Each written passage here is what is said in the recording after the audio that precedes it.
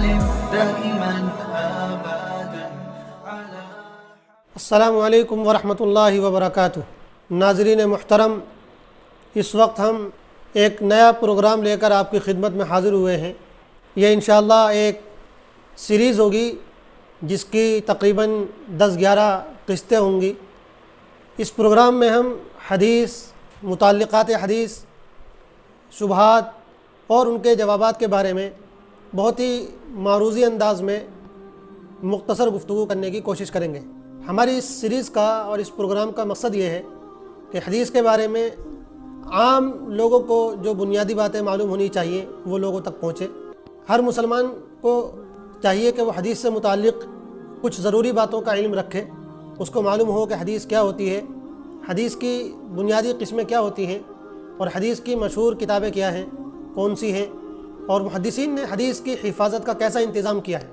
اور آج کل اور اس سے پہلے بھی جو بہت سے لوگ حدیثوں کے تعلق سے عام لوگوں کو بدگمان کرنے یا ان کو غلط راستے پر ڈالنے کی کوشش کرتے ہیں، تو ان کے جو شبہات ہیں، ان کے جو مغالطے ہیں وہ ہمارے علم میں آنے چاہیے، اور ہمیں معلوم ہونا چاہیے کہ وہ یعنی حقیقت کیا ہے، جو مغالطے پیش کیے جاتے ہیں ان کی کیا حقیقت ہے۔ اور جس طرح بہت سے لوگ حدیثوں کو مشکوک بنا کر اور ناقابل اعتبار بنا کر پیش کرتے ہیں، کیا واقعی میں حدیثیں مشکوک اور ناقابل اعتبار ہیں، یا محدثین نے جس طرح حدیثوں کی حفاظت کا بندوبست کیا ہے ان کی بنیاد پر ہم کہہ سکتے ہیں کہ حدیثیں ہم تک بہت ہی زیادہ نہایت ہی قابل اعتماد طریقے سے پہنچی ہیں۔ اس لیے ہم بلا کسی جھجک کے اور بلا کسی رکاوٹ کے حدیثوں کو قابل اعتماد اور قابل اعتبار قرار دے سکتے ہیں۔ اسی طرح ایک بڑا مسئلہ حدیثوں کے تعلق سے یہ بھی ہوتا ہے کہ کیا قانونی طور پر، تشریعی طور پر حدیث حجت ہے کہ نہیں ہے، یعنی کہ جس طرح شریعت اسلامی کے احکام نکالنے کے لیے، ان کے احکام مستنبط کرنے کے لیے ہم قرآن کی طرف رجوع کرتے ہیں اور قرآن کو دلیل بناتے ہیں، تو کیا ہم حدیثوں کو بھی دلیل بنا سکتے ہیں یا نہیں بنا سکتے؟ یعنی کیا جس طرح ہم قرآن سے احکام کا استنباط کرتے ہیں، احادیث سے بھی اس طرح احکام کا استنباط کیا جا سکتا ہے یا نہیں کیا جا سکتا؟ یہ مختلف پہلو ہیں جو حدیث کے مباحث سے متعلق ہمارے علم میں ہونے چاہیے۔ اسی سیریز میں انشاءاللہ ان تمام مباحث پر ہم گفتگو کریں گے۔ آج کی یہ گفتگو ہماری تمہیدی اور تعارفی گفتگو ہے۔ جیسا کہ ہم نے عرض کیا کہ ہمارا یہ پروگرام، ہماری یہ سیریز انشاءاللہ 10-11 قسطوں اور 10-11 ایپیسوڈز پر مشتمل ہوگی۔ اس کی مختصر سی تفصیل آپ کے سامنے عرض کی جاتی ہے۔ آج کی ہماری گفتگو یہ تعارفی اور تمہیدی گفتگو ہے۔ اس کے بعد جو دوسری نشست ہوگی اس میں انشاءاللہ وحی کی تعریف اور وحی کی قسمیں، سائنس اور عقل کی روشنی میں وحی کا امکان، رسول پاک علیہ الصلاۃ والسلام پر وحی خفی کے نزول کے شواہد، اور رسول کی حیثیت، ان موضوعات پر ہم انشاءاللہ گفتگو کریں گے۔ تیسری قسم میں حدیث کی تعریف، اس کی ضرورت، اہمیت، اور قرآن و حدیث کا جو باہمی تعلق ہے اس پر نیز حدیث کی جو مختلف اعتبار سے مختلف قسمیں ہیں ان مختلف قسموں کا تعارف، ان چیزوں پر گفتگو ہوگی۔ چوتھی قسم میں حدیث و سنت دونوں ایک ہی چیز ہیں یا دونوں میں کچھ فرق ہے، کیا حدیث اور سنت مترادف ہیں یا دونوں الگ الگ ہیں، اور اسی طرح حدیث اور تاریخ میں کیا فرق ہے۔ بہت سے لوگ حدیث کو تاریخی انداز سے پیش کرتے ہیں اور کہتے ہیں کہ گویا کہ حدیثیں بھی تاریخ کا حصہ ہیں۔ اس پہلو پر انشاءاللہ ہم گفتگو کریں گے۔ پانچویں قسط میں حفاظت حدیث کے لیے محدثین کی جو خدمات رہی ہیں، ان کی جو کوششیں رہی ہیں، ان کی ایک بہت ہی مختصر سی جھلک پیش کی جائے گی۔ اور اس سلسلے میں، اس ضمن میں حدیث کے جو مختلف علوم وجود میں آئے جن کو علوم الحدیث کہا جاتا ہے، محدثین نے حدیثوں کی حفاظت کے لیے جو مختلف ملکوں کے، شہروں کے بہت سے اسفار کیے، اور حدیث کے لیے جس طرح انہوں نے قربانیاں پیش کی، اس حوالے سے ان کا ذکر آئے گا۔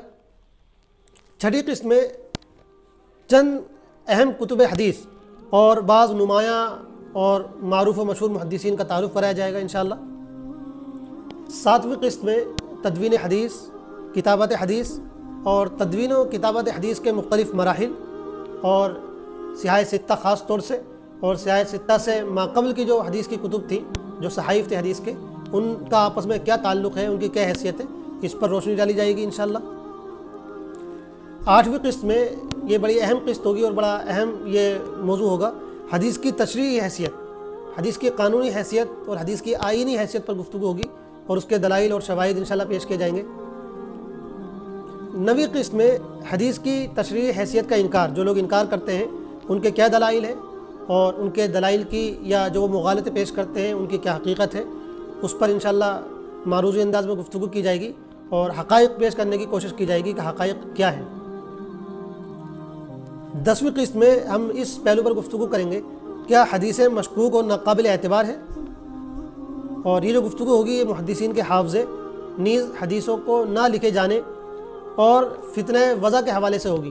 یعنی بہت سے لوگ اس وجہ سے حدیثوں کو مشکوک اور ناقابل اعتبار ٹھہرانے کی کوشش کرتے ہیں کہ محدثین کا حافظہ نعوذ باللہ جیسا کہ اس لائق نہیں تھا کہ ان پر بھروسہ کیا جاتا، یا اس وجہ سے وہ ناقابل اعتبار قرار دینے کی کوشش کرتے ہیں کہ حدیثوں کو لکھا نہیں گیا، بہت بعد میں چل کر 2 صدیوں کے بعد جا کر لکھا گیا، یا اس حوالے سے مشکوک ٹھہرانے کی کوشش کرتے ہیں کہ بہت سے وضاعین اور کذابین پیدا ہو گئے جنہوں نے ہزاروں حدیثیں گھڑ کر، جھوٹی حدیثیں گھڑ کر اپنی طرف سے ذخیرہ حدیث میں شامل کر دی، جس کی وجہ سے اب ذخیرہ حدیث قابل اعتبار نہیں رہا۔ تو اس پر ہم گفتگو کریں گے انشاءاللہ 10ویں قسط میں۔ 11ویں قسط میں ہم گفتگو کریں گے، کیا حدیثیں اختلاف امت کا سبب ہے؟ یہ بڑا اہم شبہ ہے جو بعض لوگ پیش کرتے ہیں کہ حدیثوں کی وجہ سے اختلافات پیدا ہوتے ہیں، تو کیا واقعی میں اس کی کوئی حقیقت ہے یا محض ایک پروپیگنڈا ہے جو پیش کیا جاتا ہے؟ اس پہلو پر گفتگو کی جائے گی۔ اور اس کے بعد اسی قسط میں ایک دوسرا شبہ بھی پیش کیا جائے گا، کیا حدیثیں خلاف عقل باتوں پر بھی مشتمل ہوتی ہیں؟ بہت سے لوگ یہ باور کرانے کی کوشش کرتے ہیں کہ حدیثوں میں بہت سی باتیں خلاف عقل بھی ہیں۔ تو ہم 11ویں قسط میں ان دونوں شبہات پر انشاءاللہ روشنی ڈالنے کی کوشش کریں گے، اور 12ویں قسط میں ان تمام مباحث کا مختصر سا خلاصہ پیش کیا جائے گا۔